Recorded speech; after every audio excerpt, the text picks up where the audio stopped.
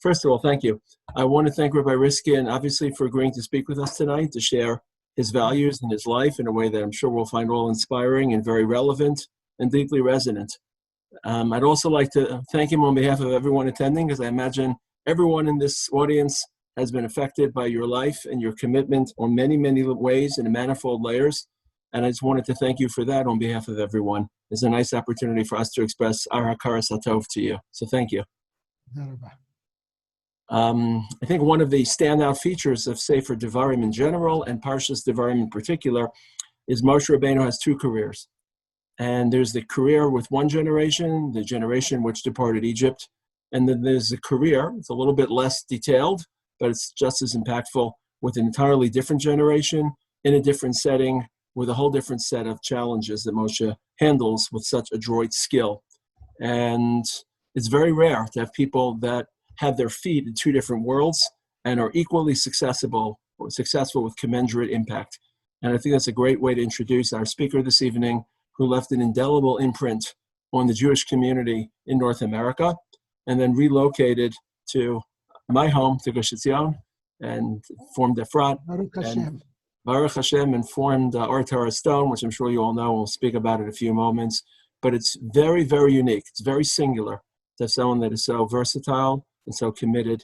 And it's a great way to introduce you and to thank you. Moshe Rabbeinu delegates authority to all the judges in the beginning of Parshas Devarim and the chain of Torah Stone, which you assembled and you built into such prominence.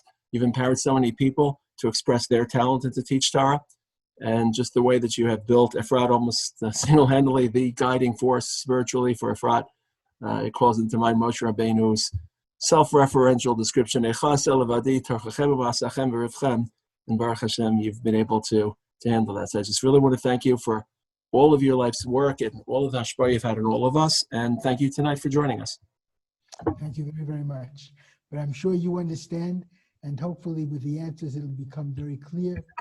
Believe me, and I have no false modesty whatsoever. HaKadosh Baruch Hu. I really believe it, and especially in Eretz Yisrael. HaKadosh Baruch Hu. So if we can turn back the clock a little bit. A lot of us associate Rabbi Riskin of America with two institutions. Someone who sat in the Rav Shir, and hopefully you'll have a chance to share what that experience was like, and obviously the Rabbi of Lincoln Square Synagogue. And I'm sure there are people from the current Lincoln Square Synagogue who are joining us this evening, so I'm not scanning the list of names, but what happened before? A lot of people may not know about your upbringing, your past as a child growing up. Were you born slated to be the Rabbi of Lincoln Square Synagogue, someone sitting in the Rav Shir? How did that emerge? First of all, I think you understand very well. It's not two separate lives at all. It's the first life that certainly influences the second life. And much that happened in the first life gave birth to wonderful things, that's what happens in Eretz Yisrael. I grew up in Bedford-Stuyvesant, Brooklyn. Bedford-Stuyvesant, Brooklyn, when you think back at the way Harlem used to be, that was Bedford-Stuyvesant, Brooklyn. I was the only Caucasian on my block. My parents were not observant Jews. I had a very, very deeply observant maternal grandmother, and she lived 2 blocks away from us. I was sent to a yeshiva by default because the public schools were not very good, and the blacks and the Italians who went to the public schools came not with school books, but with knives. So my parents decided that was not for me. There was one small yeshiva called the Yeshiva de Brooklyn.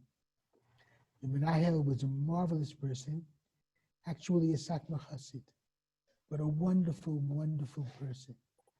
Rabbi Menachem Anis Mendel. So Friday nights, I would be with my grandmother from later on Friday afternoon through Friday evening, from age 10 to age 20. My great-grandfather, her father, Rav Shlomo Kowalski, a Kohen, he was a Dayan, and a Talmid Chacham, my grandmother's father. And she was very anxious to learn Torah from him.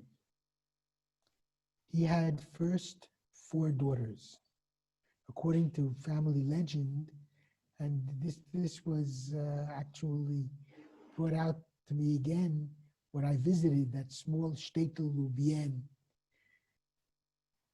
many, many, many years ago, the anniversary of the Warsaw Ghetto Uprising. And I was in the main shul of Poland, of Warsaw. And I went back to the small shtetl. And I met an old woman who remembered my entire family. And she also said that my great-grandfather was the Rabbina of the Rabbina. That meant the Dayan, I would imagine. And she said that he lived to be 115 years old. And all the Goyim, as well as the Jews, who passed by Lubien, would go to him for a bracha for long life. He had, as I told you, first 4 daughters. And he very, very much wanted to have sons because he wanted to teach them Gemara. My grandmother always wanted to learn. And she said, Tata, ich will lernen. I want to learn. Teach me. So he taught her. First Chumash, Rashi, and then she asked for Ramban. Then Mishnah, they did a siyum on Mishnayot. And then she asked for Gemara, and he taught her brachot. On Friday nights, when I was with her, I would daven with her, and of course, the most important memory is I learned how to talk to Hashem while she was davening. There are certain things that are not taught, but they're caught. And to this day, whenever, Lokai Nitzor or any of those things, I give a spontaneous tefillah, it's always in Yiddish. Elokai Nitzor, it's always in Yiddish. Because that's how my grandmother talked to God before the Lecht, when she would light candles Friday evening. And she mentioned every family's name. And she spoke to HaKadosh Baruch Hu with the intimacy of speaking to a very, very great friend with a capital F. And just listening to her prayers that have taught me tefillah like I can't tell you. She started with me in Gemara as well. And she was my first Gemara Rebbe. That's really the source of my feminism. She was my first Gemara teacher. And that was a very, very important relationship. And of course, I realized then how important it was for women to teach Gemara. So they can also, every woman can teach her grandchildren the way my grandmother taught me. So that was the beginning of the story.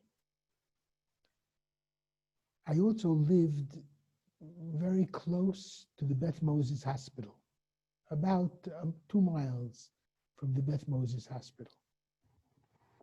And I was born there, my sisters were born there. And when the Klosenberger Rebbe came to America, and he came later after the Shoah, because he had typhus, he was very sick. And he came in the already 1950, 51.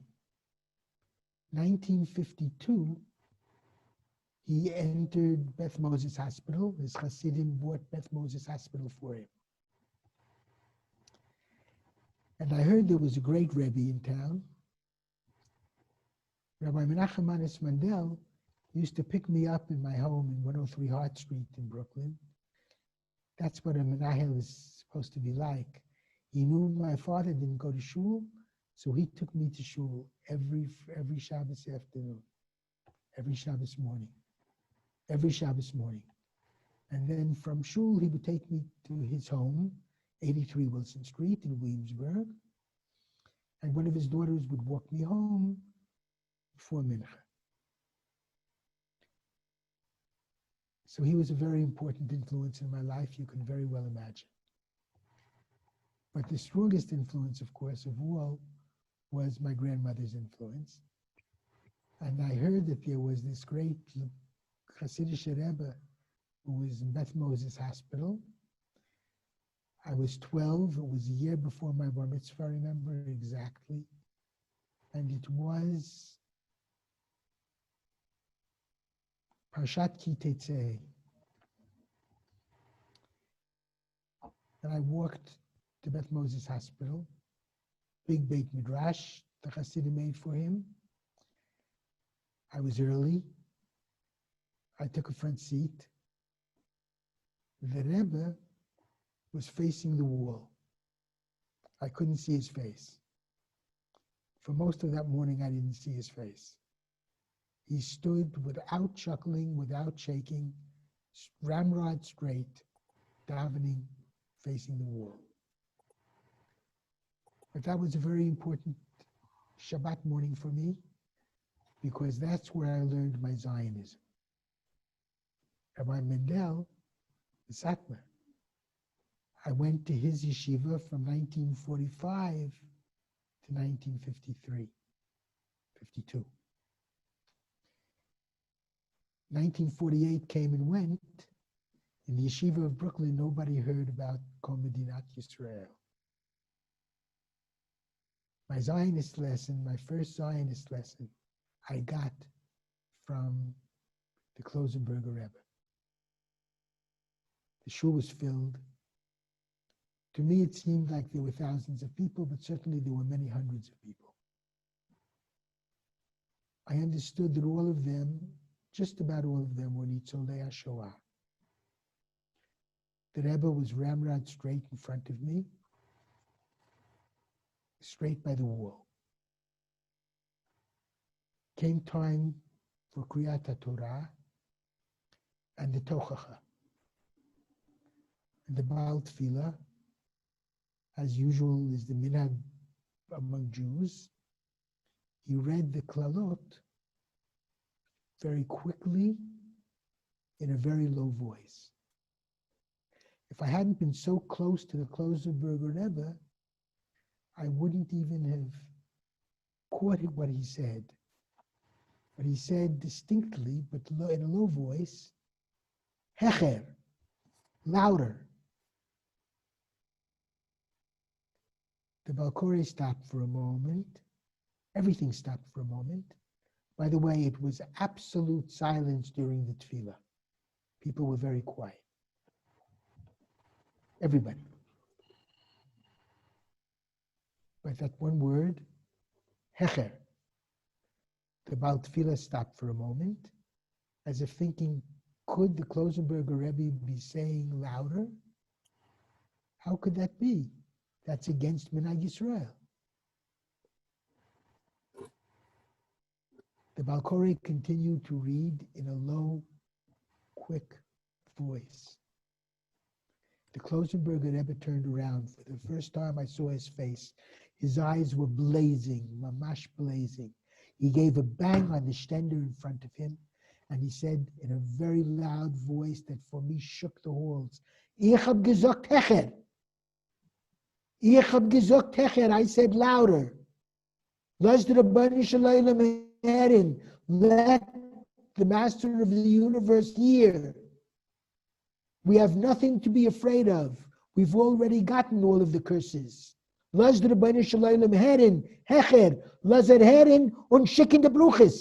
him hear and bring the blessings. I was trembling. I turned around. Everybody else was crying and trembling. All these Nitzolei HaShoah. The Balkore continued to read in a very loud and distinct and slow voice. At the end of the davening, the Klosenberger Rebbe looked at everybody, and this time his eyes were very warm and very loving. Mein teure Schwestern und Brüder, he said, my beloved brothers and sisters. What I said before was correct. God should hear the curses out loud and send the blessings. And he's already begun to send those blessings, but in Eretz Yisrael. Because if you just look at the Chumash text, the blessings will come only in and from Eretz Yisrael.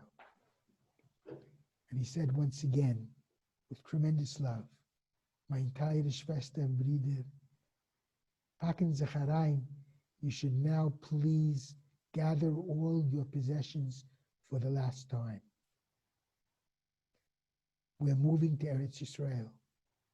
We're moving to the Brachot. We're moving to Netanya. And that was of the Shabbat Kitetse that he announced his town in Netanya. I remember as a young child, really, thinking, maybe making a neder, I'm going to move to Eretz Yisrael. And I'm going to try very hard to start a town, to be a chalutz in Eretz Yisrael. I thought it was an impossibility. Baruch Hashem, it came to pass. But that was a very critical thing for me.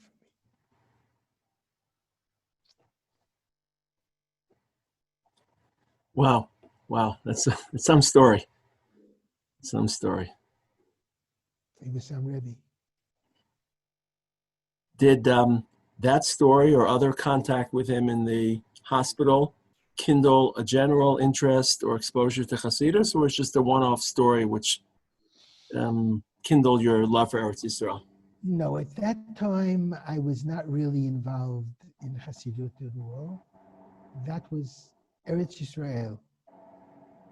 That's what that did. The fact is that my relationship with Hasidut came later. Of course, the great influence in my life in America was my Rebbe, Rav Soloveitchik.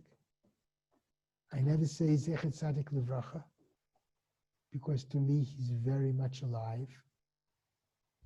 And everything I say and every Torah that I give, I can hear his voice. And he had an enormous influence on me. And I just had a little bit of an exposure to him.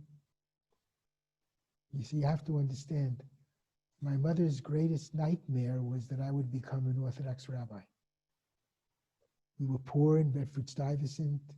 Orthodox rabbis were usually poor. The conservative movement was at its height.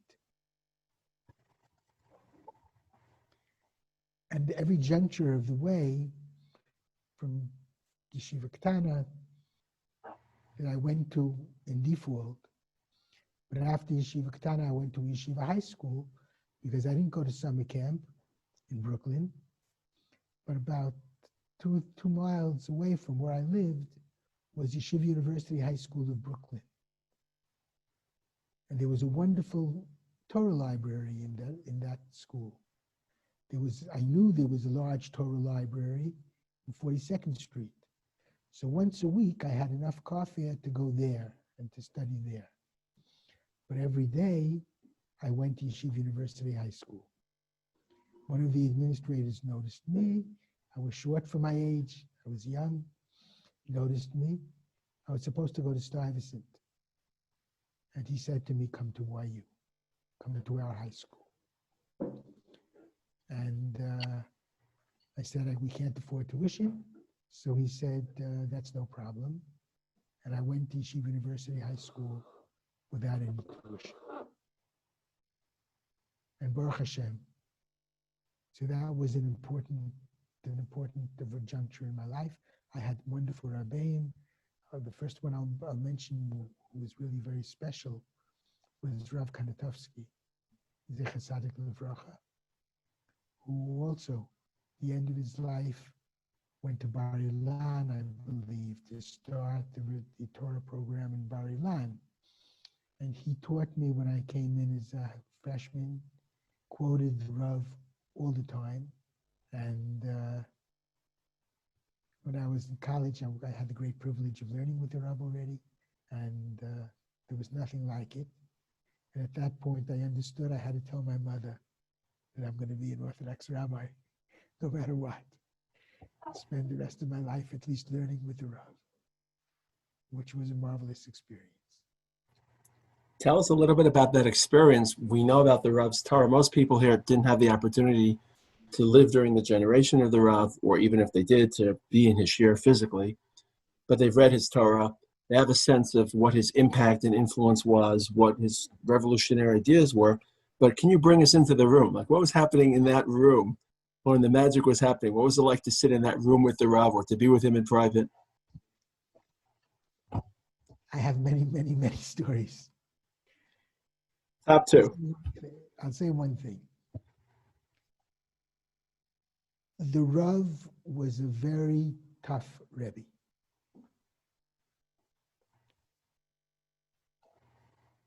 If he called on you and you didn't answer correctly, he let you have it good. At the end of a shiur, especially a difficult shiur, he would say, "Any questions?" And if nobody asked him, he said, "I can tell you the Brooklyn Bridge. I want you to ask me. I want you to have questions." And I'll go back a little bit. I pushed myself into the shiur when I was still in college. And I pushed myself really. And the Rav finally agreed to give me a bechina. His bechina was the most amazing bechina I ever took in my life. I was very nervous, you can imagine. He asked me what I was learning. And I was learning then Bava Kama. And what was the sugya was Eruv Parshiot. And the Rav said, "Ask me a question." I did have a question. He liked the question, and he took me into a shiur. But I learned from that something very important, that the question is more important than the answer. Because if you don't have the question, you're never going to come to the answer, no matter what. The Rav was not easy. I loved to sit in front. I didn't care. Because for me, I was willing to take whatever the Rav would say in order for me to be close enough to hear him very well and to even see his expressions. And there were a number of people who came from the Hebrew-speaking schools, Ramaz and Flatbush, whom I knew from the dormitory at Yeshiva University. And they were good boys, and they wanted to learn, and they usually never got into the Rav's shiur or near the Rav's shiur. So I would take students like this and learn with them, and if I asked the Rav to take them into the shiur, he did. There was one such boy. This is one such example. We were learning a very difficult sugya, actually, and the Rav was learning it over again. And he gave a second way of learning the sugya. And he was in the middle of giving the second way of learning the sugya, that the student was sitting by this time in back of me. The Rav led him into the shiur, but he started in the last row. And every week he would come a row closer until he was right in back of me. He was right in back of me. And he whispered to me an excellent, excellent question. And I said to him, "Ask the Rav. Ask the Rav." It was a very big mistake. You could ask the Rav anything after he finished the basic idea of the shiur. In the middle, he didn't like to be interrupted. But I was so excited by this, not quite student, but person whom I was tutoring, and I got into the shiur, that I said I was very proud of the question he asked. I said, "Ask the Rav, ask the Rav." He asked the Rav. The Rav started to scream, "Who are you?" Oh, one of Riskin's boys. I knew I shouldn't have let you in. I'm sorry. And all of a sudden, this poor guy turned white as a ghost. I felt absolutely destroyed. And Baruch Hashem, the shiur ended. In those days, there were 2 shiurim, one back to back. The Rav still gave a Yeridea shiur. And I stayed for both shiurim. And in between both shiurim, which were 2 to 3 hours each, the Rav would just have a drink of not soda, but soup. Anyway, during the Rav would always go seamlessly from our shiur in Gemara to the shiur that he was giving in Yeridea. This time, his head was in his hands in deep thought. He didn't open up the Yeridea. He was still in the Masechta. And then everybody was waiting quietly. The whole second shiur had already come in. Everyone was waiting quietly. The Rav, deep in thought, he looked up and he said, Riskin, who was that young man who asked the question? I told the Rav his name. Where is he now? I said, I guess he's in the cafeteria. Take me to him. So the Rav kept the whole class waiting, left the room. I walked together with the Rav across the street. We called it Grusi Spoon, affectionately. Walked Tov Ma'od, I think was the real name of the cafeteria. We both walked in. You can't imagine, everybody stood to attention. He had never before, the Rav never ate in any of these places. Generally, the Rebbitzin would accompany him. He had a place in the dormitory. She was very careful about what he ate. The Rav walked in. All of a sudden, everybody got to their feet.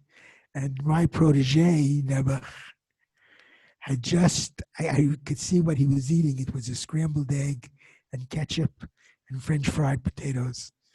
And he turned white as a sheet again. And he looked absolutely terrible. And the Rav said to him, your question was a very good one. I'm going to have to relearn the entire shiur a third time next week. Thank you very much. We went back. And the Rav told me as we were walking back, he said, my students don't understand. The Shoah destroyed European Jewry, and there was much Torah and great Talmidei Chachamim. It's developing now in America. I feel that I'm like a brain surgeon who is training the next generation in the Masorah, most of which was killed by Hitler. I have a very, very important task, and I take it very seriously. It's a very holy task. And when I'm impatient and I'm demanding, it's just the way a brain surgeon has to be demanding and impatient, because he's dealing with life, and I'm dealing with Jewish life in the deepest sense. Wow, that's some story. And I cannot possibly tell you the atmosphere in the shiur. It was just fantastic, really, really fantastic. The Rav had a gift of giving over Torah like I've never heard before. And he had everyone mesmerized, literally. And of course, the Torah is amazing Torah. Okay. Thank you, thank you. So, how do you leave such a comfortable cocoon where you're sitting in the Rav Shir learning Yeridea, learning Bava Kama, and can't imagine a life more perfect than that, and then start to build a shul in the middle of Manhattan, which I'm sure many of your lectures and many of your work wasn't Bava Kama or Yeridea, or even Riskin's kids. There's a lot of different work that you were in forming in taking the Lincoln Square Synagogue. What's the genesis of that? How did that come about? That's also, I think, an interesting story. I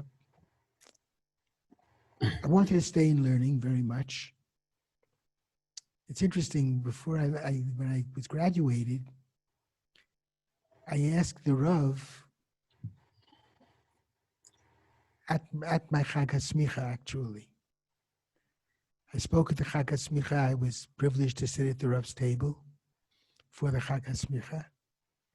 And I asked him to give me advice if I happened to go out into Rabbanus. And he said 3 things to me, which I'll never forget and which are very interesting and strange.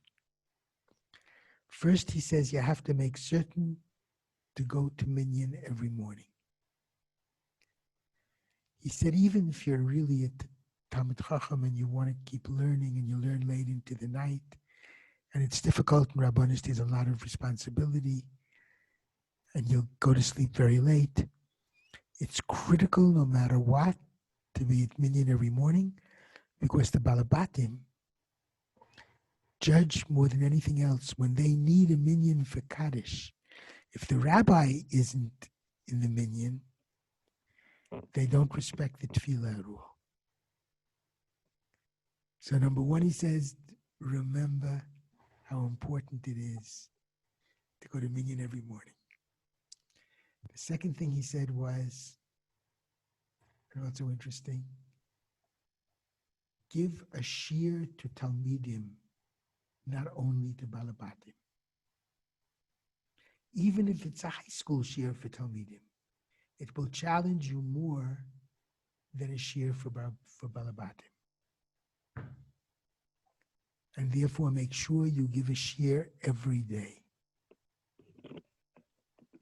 And the third thing he said to me was, get a PhD, because your education will not be complete without a PhD. That was very interesting. Anyway, I did want to stay in learning, and I became a Ram at OYU in Rabbi Bezdin's Jewish Studies program, which was magnificent. I had brilliant students. Most of them were seniors already, sophomores and seniors. I taught Gemara, and it was a wonderful experience. I taught actually for 13, 14 years. And that time there was no Lincoln Square. But what I wanted to do was to give back to YU, because I had gone all the years on a scholarship, without paying any tuition, from high school through to Smicha. And I went to Community Service Division. I thought I was a Gvir. I had just gotten married, and I was making $4,200 a year as a Ram. I thought I was a Gvir. And the first Meshulach that came into my house, I hugged him. I offered him dinner. I felt like a big shot.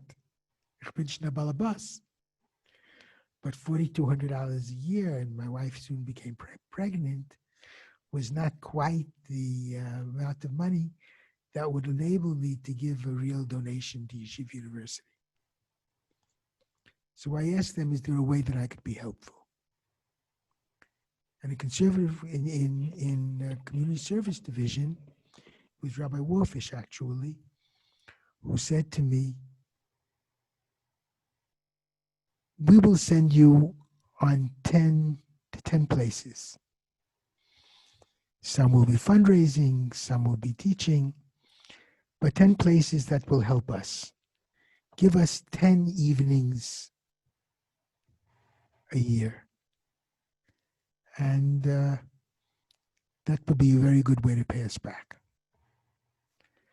Now, at this particular time, it was a very interesting time in Manhattan. Mayor Beam, I think, was the mayor at the time. And there was a whole idea of reclaiming New York City. A lot of the looting and killing, unfortunately, that's going on now in many of the major cities, like New York and Chicago, etc. That was the way of life to a great extent in New York. And the neighborhoods were not very good. So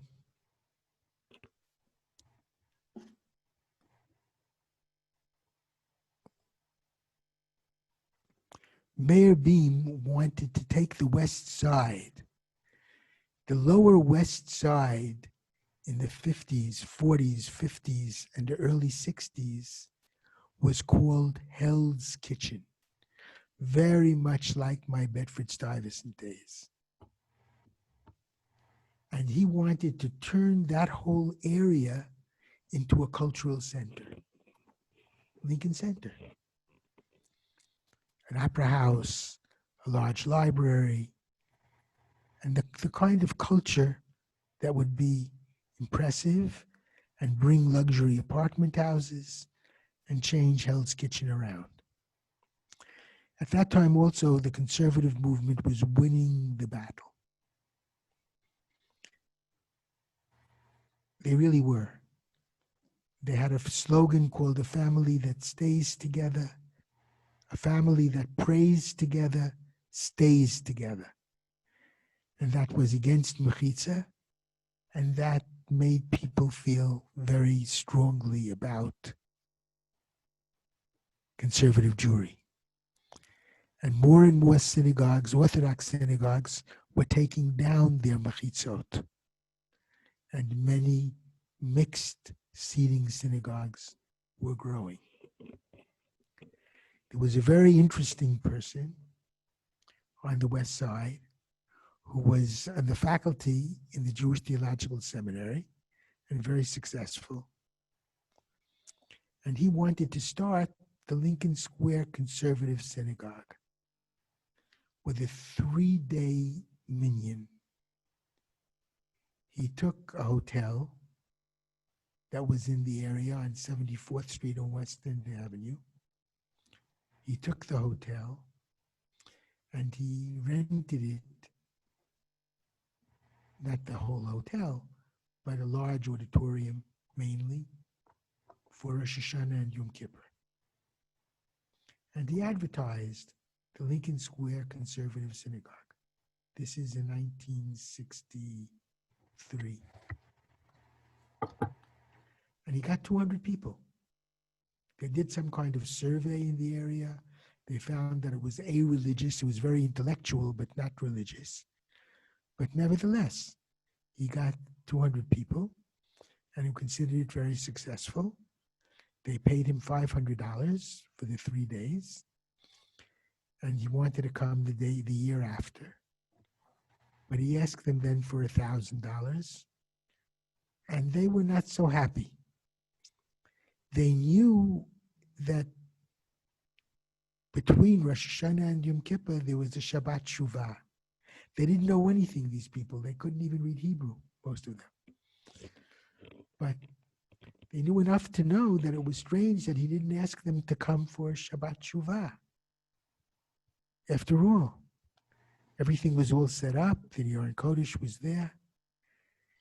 They didn't like the idea that he asked for more money. So they started looking around for someone else to come as the rabbi. It was very clear in all of their ads for a rabbi that it had to be somebody who would accept mixed seating. At Yeshiva, I promised them 10 speaking engagements, They called me. Would I speak to those Balabatim and come for Rosh Hashanah Yom Kippur? I said, definitely not. I'm not going to come to a mixed shul. They said, listen, we want it to become a mechitza shul. That would be your job. I said, no,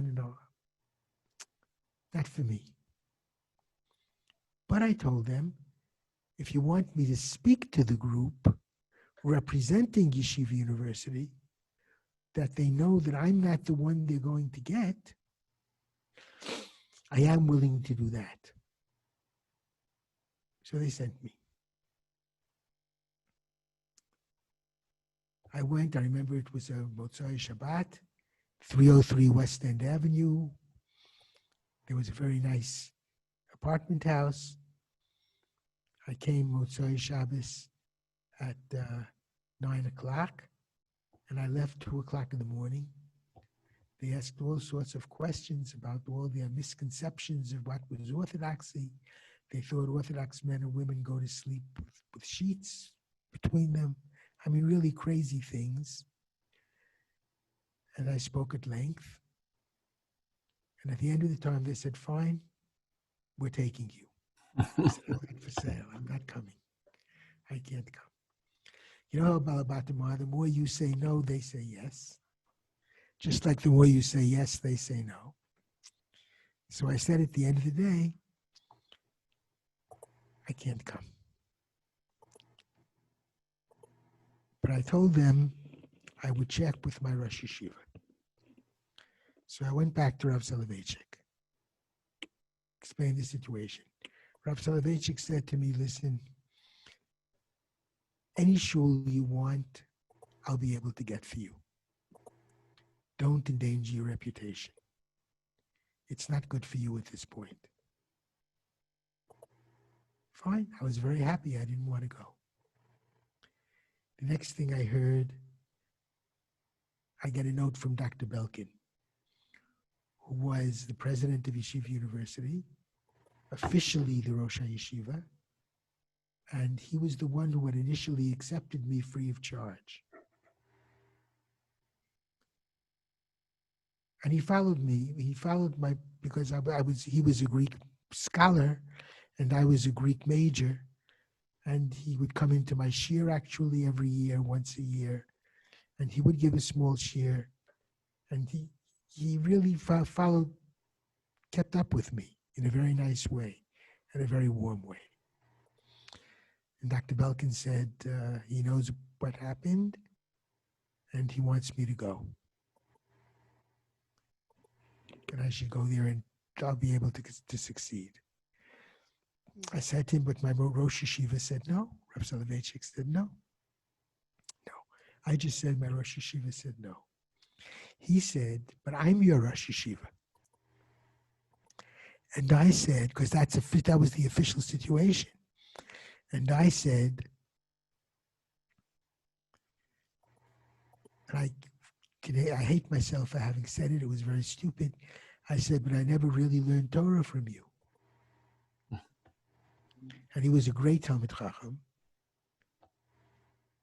And I'm sure it bothered him that he didn't have time to teach the way he would have liked to have taught. So I remember the veins jutted out of his forehead. And he said, tomorrow your Rosh Yeshiva will tell you to go. The next day I come into Shir and I have a note from Rav Soloveitchik.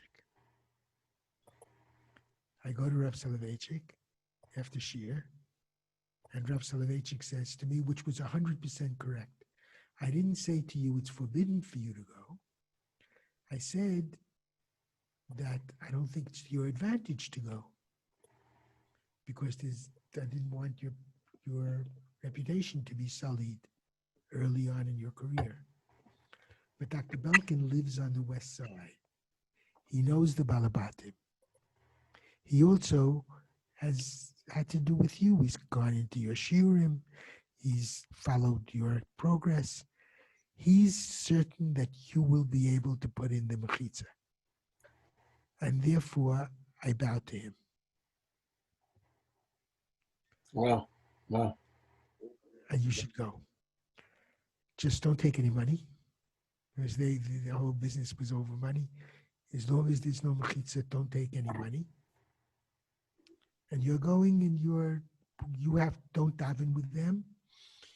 Daven before, earlier in the morning, even Yom Kippur. Daven before. Lead the services. Teach them through the services. And try to find a shul, a place for a shul every Shabbos. Okay. But I wasn't happy. And I thought I was involved maybe in a political imbroglio that was beyond me. And this is a question in Kiruv. That's how I analyzed it to myself. And therefore I called 770 for the first time. I had no background in Chabad. I had never learned the Tanya. No background whatsoever. But I knew that the Gadol in Kiruv was Chabad. So I called the Rebbe's office, Lubavitcher Rebbe. He gave me an appointment for the following night, 3 o'clock in the morning. And I went to the Lubavitcher Rebbe. Now, the Lubavitcher Rebbe and Rav Soloveitchik were very close friends. They were in the University of Berlin together. They had enormous respect for each other. And the Lubavitcher Rebbe, it was a 2-minute meeting. The Lubavitcher Rebbe said to me, he said as follows, he said, "You have a Rebbe." He didn't ask me any questions. I'm giving it to you the way I got it. You have a Rebbe. Never second guess him.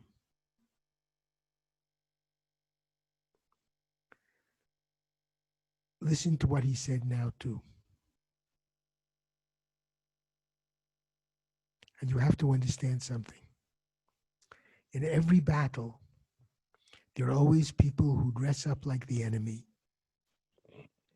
And people think, their own co-religionists, think that they join the enemy's side. But without those individuals, you can't win the battle.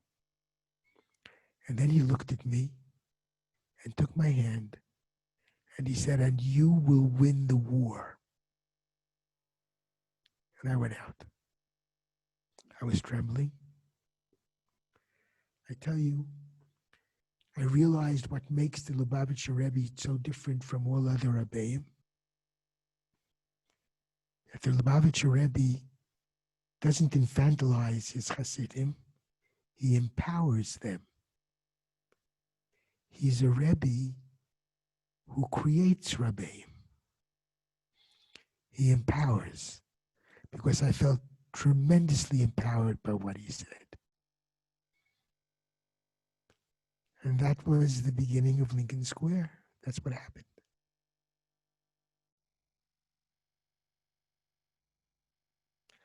I'm sorry. Two great people moved you along the way. The greatest. But a lot of us are listening on this side of the ocean, and we have, unfortunately, not that much time. But okay, so now after all that struggle and hope and guidance by great people and time in the Rav share, and you have enough money for your children, you're earning more than $4,200 a year, you've gotten the mechitza up, you're in this major shul that's taking off. I failed to mention you're also at a high school, which, by the way, full disclosure, I almost attended your high school. I was actually almost. I was enrolled, but for some reason it didn't work out. But I've never being tested by you, so I don't know. History could have turned out different. You made a correctable mistake, but Baruch Hashem, you seem to have done extremely well, nevertheless. Tonight is my penitence, but aside from that, okay. But then there's this whole second chapter, third chapter, but revolutionary. Tell us a little bit about coming to Israel to a bear. I remember the Bear Mountain. I was on the other mountain looking over, seeing a sign, Kan Yiboneh Ir Efrat. How did you get up and leave all that? What drove you? Who was the great person on this side that was drawing you? There were great people that were helping you to Lincoln Square there, the Rav, the Lubavitcher Rebbe. Was there anyone here? Was it something you did all on your own? Look, it really began with the Klosenberger Rebbe. I very much wanted to come. I very, very much felt if I was born in the generation that I was born in and had the great zchut to see the greatest miracle in 2,000 years, I had to come. Vorashtem et Torah et Yishavtem ba, mitzvat aseh min Torah. I had to come to Eretz Yisrael. There was no question in my mind. What happened was I started really trying very hard to get a job in Israel. My sights weren't really that far. I already had started Lincoln Square Synagogue, was developing extremely well. In America, I could have had any shul I wanted after that. I put in the mechitza, so I became a kind of little hero in that regard within the Orthodox community. And it became really a great Orthodox shul. And I had a school, a yeshiva, high school for men, and yeshiva high school for women that were doing extremely well. Or Torah was their name. Were doing extremely well. They were in Riverdale, close enough to Manhattan for that student body. And everything, but I wanted to live in Israel. And every summer, the good thing about Lincoln Square, it was a winter school, a winter shul. People from Manhattan, it became an expensive area in Manhattan. They fled the city for the summers, so I went to Eretz Yisrael in the summer. I looked around for a job. I would have been very happy as a high school Rebbe. Nobody even gave me a shiur l'dugma. Later on, they told me, they said to me, you looked like you were 16, then I looked very young. I was young, but I looked even younger. And you didn't have a beard. And in Israel, that doesn't go. And we thought maybe you were Reform. So they didn't even give me a shiur l'dugma in Israel. And nevertheless, I wanted very much to be here. Someone made an offer, a very lovely offer for the summers, that my family, me and my family could be there every summer to kibbutz Ein Surim, right near Kiryat Malachi. Kibbutz Ein Surim. And they said, you can be we would like you. I gave a shiur there. They were very happy with me. And they said, we'd love to have you. And they didn't really want a rabbi. So having a rabbi for the summer was perfect. They said on one condition, that I don't speak out against mixed swimming. Because that was an important thing for them. So I said to them, I'll tell you. First of all, you have separate hours for men also and women. And they did. They had like an hour and a half every day for men's swim. And then another hour and a half every day for women's swim. So I said, look, if anybody asks me if I think that it's permissible to go mixed swimming, I'm going to say definitely not permissible. But if nobody asks me, I'm not going to announce it. So I became the rabbi of Ein Surim for the summers. And there I met a magnificent Jew named Yehuda Neumann, Zecher Tzadik Livracha, who was a big Talmid Chacham. There were many Talmidei Chachamim in that kibbutz. Yatzka Achitov, for example, who was legendary. It was a very wonderful place. And I was there for 8 summers before I came to Israel, to Efrat. 8 summers. Through Yehuda Neumann, who was taken b'shevi, learned a great deal. Many stories there too. I won't bother you with that. There's no time. But that deepened my Zionism and taught me a great deal about modern Israel and modern Zionism. Every night we spent learning together. Every night. And by the way, from my grandmother, I became a feminist early on. From Rabbi Soloveitchik, I understood that women must learn Torah Shebaal Peh and learn it like men learn it, on the same level. And therefore, that's what I did. I learned that and felt that and taught that. And one of the connections with Yehuda Neumann was he discovered Rav Chaim Hirschenson, who also wrote a lot of tshuvot about women and Torah Shebaal Peh, etc. And he was the one who discovered him. He was close to Rav Kook initially, anyway.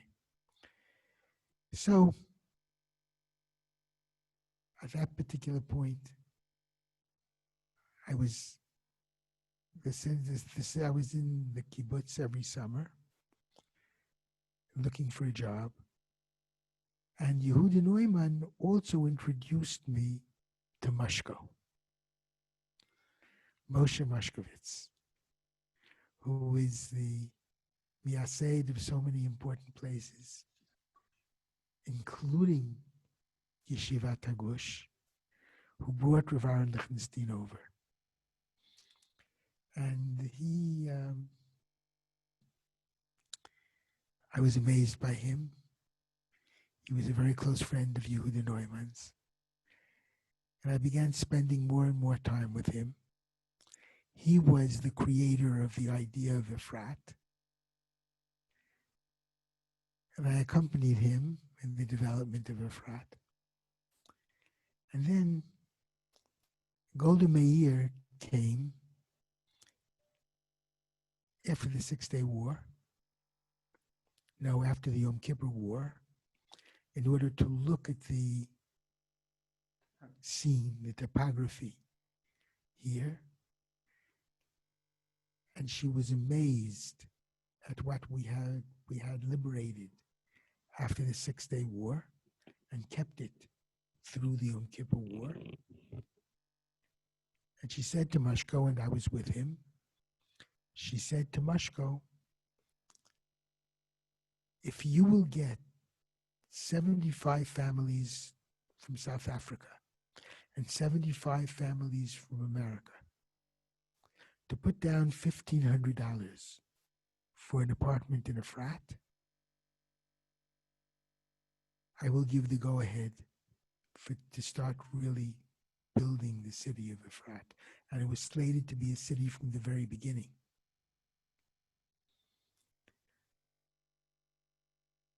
After she left, Mashko said, now you have a job. He said, I can't speak English. He was to my shul, unbeknownst to me. I didn't know about that. He had seen me in my shul. He was a talent scout. I mean, he found Rav Aaron Lichtenstein. He was really a talent scout. So he said to me, you get the families, and then you'll be my junior partner, and we will build the city of Efrat. And he said about himself that he would be the mayor of Efrat, and about me, I'll be the chief rabbi of Efrat. Now, he could not guarantee any of those two things, and I understood that very well. But there was something about Mashko that I really trusted him. And if he felt it could happen, I felt it could happen. I went back to my wife. She thought I was nuts. And she said, at least check this Mashko out. So I thought I had a great way of checking him out. I called Rebbetzin Tova Lichtenstein, who was 100% honest. And Mashko had a lot to do with the Lichtensteins, with Tova as well. And I called Tova and I said, Tova, tell me, I mean, Rabbi Lichtenstein was my Rav HaKolel when I was in the Kolel at YU. And he and Tova made Sheva Brachot for my wife and I. So I trusted her completely. And she said, you want to know about Mashko? He's Eliyahu Hanavi.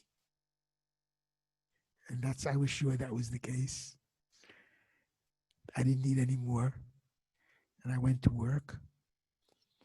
And I got the 75 families from South Africa and 190 families from America. Every drasha that I gave, the punchline was Efrat. We started a thing in New York called Reshit Geula. Menachem Marcus, Dr. Menachem Marcus, who's now living in Israel too, was the first president. And we got those families for Efrat.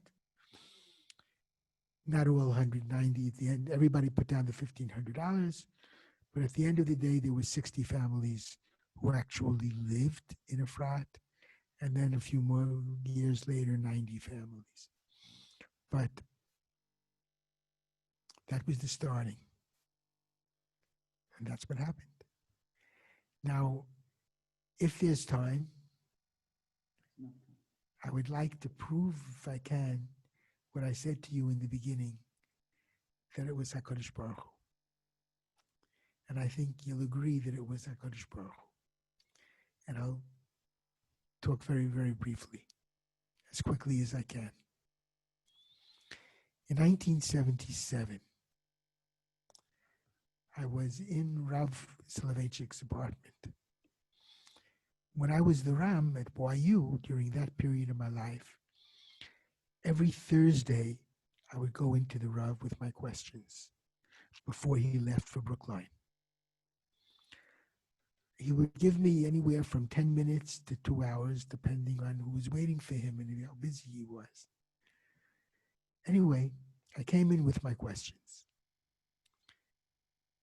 whatever they happened to have been. One year I was learning more Nevuchim, I had the questions, whatever it was. One of those sessions, telephone rings. Menachem Begin is on the phone. That was 1977, the year of the Ma'apach, when Menachem Begin was the prime minister, elected prime minister. Big surprise, big upset. And the first thing he did, Menachem Begin, when he came to America for his first visit, was visit with Gedolei Torah, Rav Soloveitchik, Rav Moshe Feinstein, and the Lubavitcher Rebbe. My three Rabbeim. Rabbi Soloveitchik, by the way, sent me to Rav Moshe Feinstein every Friday for a year for Psak, because Rav Soloveitchik didn't like Psak, he liked theoretical halacha, and Rav Moshe was the posek. So he and they were close relatives, very close relatives. So I knew those three Rabbeim. They were my Rabbeim as well. Anyway, that was the story. Okay. So he sent me. I said to Rav Soloveitchik, I guess I should leave now. He said, no, wait till he comes in. It'll take time. It took only 10 minutes. The doorbell rang. It's Menachem Begin. For the first time ever, I saw Rabbi Soloveitchik. The only way I could see, mefat pet, like Rambo. He always clearly thought through every sentence. He was visibly moved. You see, the father of Menachem Begin was the Gabbai of Rav Chaim Briskett's shul in Brisk.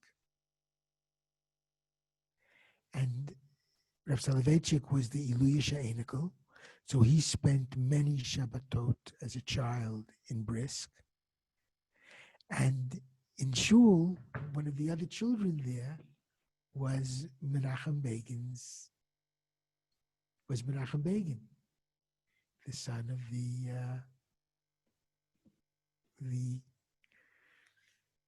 Gabbai.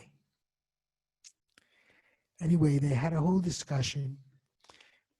As soon as he walked in, Menachem Begin, the Rav was visibly moved. He said he ran to Menachem Begin ran to him. They met halfway, they embraced. There were tears in both of their eyes. They hadn't seen each other for decades. And Rav Soloveitchik said to Menachem Begin, I don't understand, he said. Your father was so tall and you're so short. That's why I said, he said just often sing, often sing. He was very ibegarashed. He was very, very emotionally excited. And Menachem Begin smiled and he said, I want to tell the Rosh Yeshiva, when you're a child, every adult looks much taller than they actually are. But the real answer to your question is, my father was always a much taller and much greater man than I. So that was very significant. Anyway, they both told the same story, which I had heard before at the same time, to the effect that the Gabbai of the Shul, Menachem Begin's father, and the Brisker Rav had only one machlokes. And that machlokes in all the years, and that machlokes was that Theodor Herzl died very suddenly. Menachem Begin's father was a big revisionist. He wanted to give the hesped for Theodor Herzl in the synagogue, and he wasn't able to give the hesped, according to the Reb Chaim Brisker. Reb Chaim Brisker said, not in my shul. I can't have someone who is not a complete Shomer Torah or mitzvot to be maspid him in shul. He didn't want the hesped to take place. Now, in every shul in Europe, there were some shuls where the rabbi had the keys, another shul where the gabbai had the keys. In this shul, for Reb Chaim Brisker to come, he demanded the right to the keys. He got the keys. So all he had to do, it was that morning when they were supposed to have the hesped. After davening, everybody left, including Menachem Begin's father. After Shachris, he locked the door with the key. 10 o'clock in the morning, the hesped was supposed to start at 10:30. 10 o'clock in the morning, a lot of people had already gathered. It was a half hour before opening, before the hesped was supposed to begin. There were many people gathered outside. The door was locked. Menachem Begin's father came. He saw what was happening. He broke the lock, and he opened the doors wide to the shul. They gave a hesped. He gave his hesped. The Brisker Rav was furious, and he thought to himself, it's either me or him. But then he rethought. And Rav Soloveitchik told Menachem Begin, my father told me that his father told him, Amo musta'arav shrayin, and Amo musta'arav shvaigen. There's a time for a rabbi to scream and a time for a rabbi to keep quiet. Before I did what I wanted to do and send the gabbai away, I asked the number of people how many came for the hesped. There were more than 1,500 people, more than Nila and Yom Kippur. And therefore I realized this is the time to keep quiet. This was 1977. Then they realized that I was there. And Rabbi Soloveitchik said, "This is my student, Shlomo Riskin, Prime Minister of Israel, Menachem Begin." And he made it clear to me that I had to scoot out. And of course, I scooted out. Okay. 1981 was supposed to be Hanachat Even HaPinah for Efrat. Obviously, I was coming. It was a Mashko production. There were a number of people from the government that were there. It was a big deal. It was on a Monday morning in 1981. The weekend before, that Shabbos night, I had a wedding. That Sunday night was the 30th Nisiyut, the Motzai Shabbos, was the 30th Nisiyut for the Lubavitcher Rebbe. Rav Soloveitchik was there. I came late after a wedding. As Rabbi Soloveitchik walked out, I walked in. The Lubavitcher Rebbe then called Rabbi Soloveitchik Lamdan Hador in front of everyone. And Rabbi Soloveitchik left, and I walked in. And the Lubavitcher Rebbe took me to a seat next to the seat that the Rav had sat in before.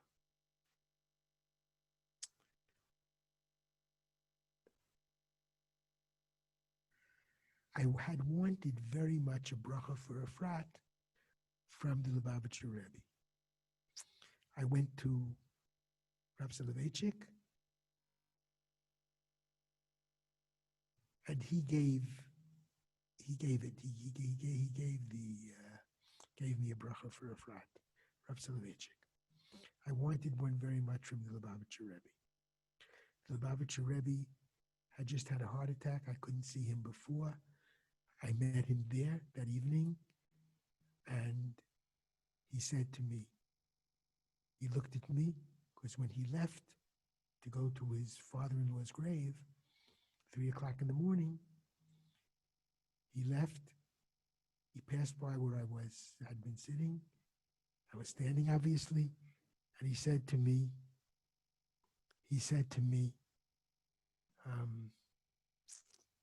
Hashem yatzliach et rochecha. Hashem yarich et mamlachtecha be'efrat ad biat hagoel betnai she'ata totzi me'efrat shluchim shehem modernim mibachutz v'chabadnikim mibifnim kamocha. That was the bracha that I got. I left, I went to JFK, came to Israel for the Hanachat Even HaPinah to get in Israel on Sunday, and for the Hanachat Even HaPinah on Monday. I'd make a very long story short. There was no Hanachat Even HaPinah. Mashko met me. He said he tried to get me, but there were no cell phones. There was an American who was killed in Hebron, an American student, and they decided the kitchen cabinet, it was not going to be in Efrat. No more Itnachluyot. That's the end. I asked Mashko what it means. He said it could be a disaster. He said, but you could take the plane back now to New York. There's no reason to stay. I said, it's okay. It's going to be okay. It will be okay. I couldn't have gotten these brachot for no purpose. Anyway, through Mashko, in an amazing way, it turned out that the only one who could remand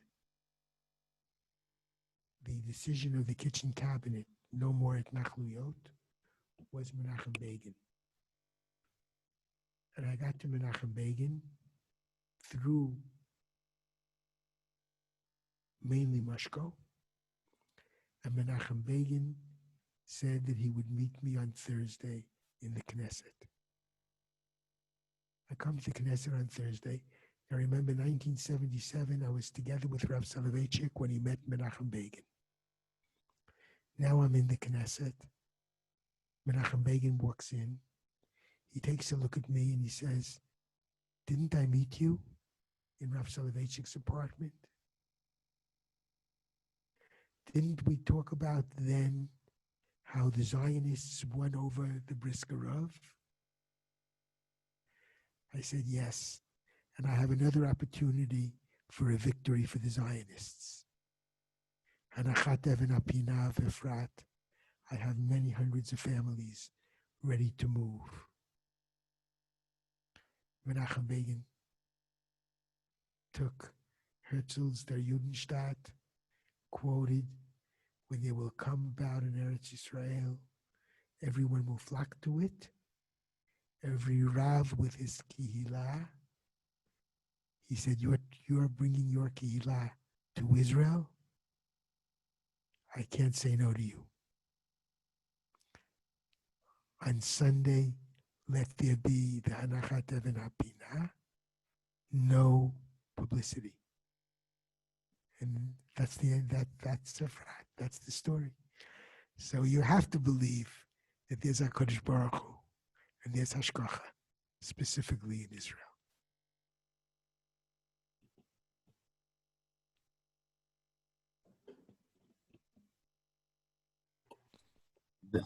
That was some tour of your life and the way that you've influenced so many people and the way that you were empowered by so many people, so many great people. And I think we all thank you for giving us those moments that shaped history in very, very quiet ways, in ways that are full of faith and conviction, humility, and of course, grounded in Torah. So I really want to thank you for sharing that with us, and hope that especially that last story will give us the vision, especially as we go through a Tisha B'Av with a lot on our minds, a lot about our people, and a lot about our world, to be empowered by the vision that you have of what HaKadosh Baruch Hu wants from us in our land. So thank you for that. Bezrat Hashem, Kol Tov. Thank you very much. Thank you. We should see each other in Yerushalayim HaPenuya. Thank you again, everyone. Thank you again, Rabbi Riskin.